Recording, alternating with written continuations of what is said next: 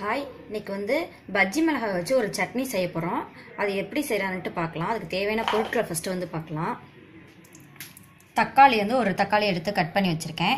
பஜ்ஜி மிளகாய் வந்து நான் சின்ன மிளகாயாக இருந்துச்சு, அதனால் 2 மிளகாய் எடுத்து கட் பண்ணி வச்சுருக்கேன். அதாவது உள்ளர உள்ள விதையை எடுத்துகிட்டு இந்த மாதிரி கட் பண்ணி வச்சுருக்கேன். காஞ்ச மிளகாய் வந்து 7 வத்தல் எடுத்து வச்சுருக்கேன். 2 பல்லு பூண்டு, கொஞ்சம் வந்து கடலைப்பருப்பு, 1/2 டீஸ்பூன் வரும். சால்ட்டு வந்து உங்கள் தேவைக்கேற்ப எடுத்துக்கோங்க. புளி வந்து இந்த அளவுக்கு எடுத்துக்கோங்க. தாளிக்கிறதுக்கு வந்து கடுகு, உளுந்தம்பருப்பு, கருவேப்பிலை, பெருங்காயம், எண்ணெய். இப்போ வந்து எப்படி செய்கிறதுன்ட்டு பார்க்கலாம். ஃபஸ்ட்டு வதக்கிக்கலாம். எண்ணெய் வந்து 1 டீஸ்பூன் ஊற்றிக்கோங்க.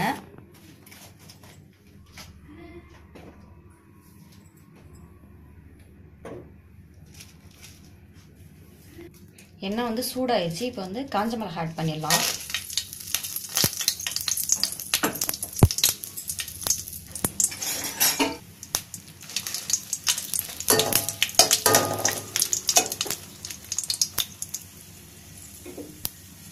பூண்டு சேர்த்துருங்க.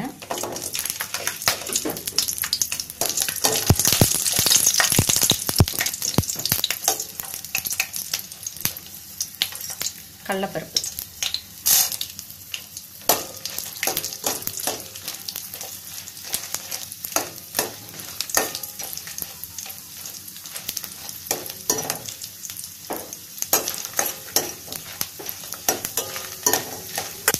பஜ்ஜி மிளகாய்,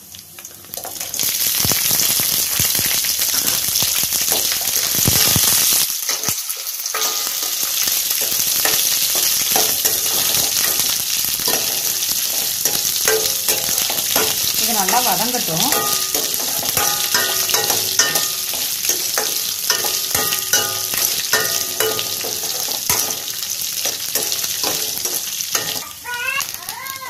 நல்லா வதங்கிருச்சுங்க. இப்போ புளி சேர்த்துடலாம்.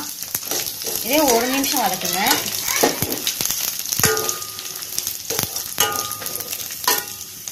அடுத்து வந்து தக்காளி சேர்த்துடலாம். இது எல்லாமே நல்லா வதங்கட்டும்.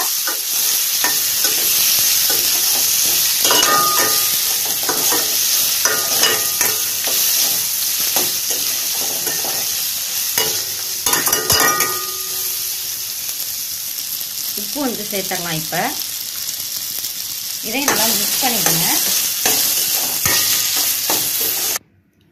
நல்லா வதங்கிருச்சுங்க. இப்போ வந்து ஆஃப் பண்ணிட்டு நல்லா ஆற வச்சு ஒரு ஜாரில் போட்டு அரைச்சி எடுத்துடலாம். அரைச்சிட்டு அப்புறமே தாளிக்கலாம். சட்னி வந்து இப்போ அரைச்சிட்டோங்க. இப்போ வந்து இதை வந்து தாளிச்சிடலாம். எண்ணெய் ஊற்றிக்கோங்க.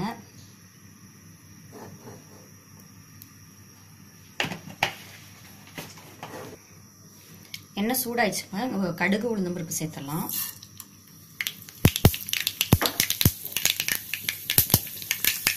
கருவேப்பிலை சேர்த்துடலாம்.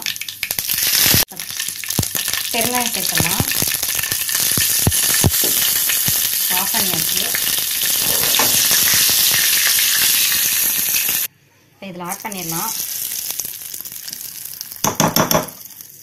இப்போ இதை வந்து நல்லா மிக்ஸ் பண்ணி விட்டுருங்க. நம்ம மிளகாய் வந்து அதிகமாக சேர்த்துருக்கோம். அதனால் 1 இன்ச்சு எண்ணெய் வந்து கொஞ்சம் சட்னிக்கு மேலே இருந்தால் தான் காரம் இல்லாமல் நல்லா டேஸ்ட்டாக இருக்கும். இல்லைனா கொஞ்சம் காரமாக இருக்கும். அதனால் எண்ணெய் கொஞ்சமாக அதிகமாக சேர்த்துக்கோங்க. மிக்ஸ் பண்ணி விட்டாலும் கொஞ்சம் எண்ணெய் வந்து சட்னி மேலே இருக்கும். பாருங்கள், மேலே எண்ணெய் தெரியுதுங்களா? இந்த மாதிரி இருந்தால் தான் இது காரம் இல்லாமல் இருக்கும். இந்த சட்னி வந்து டேஸ்ட்டாகவும் இருக்கும். இந்த சட்னி வந்து நீங்களும் உங்கள் வீட்டில் ட்ரை பண்ணி பாருங்கள். இட்லி, தோசைக்கு ரொம்ப டேஸ்ட்டாக இருக்கும்.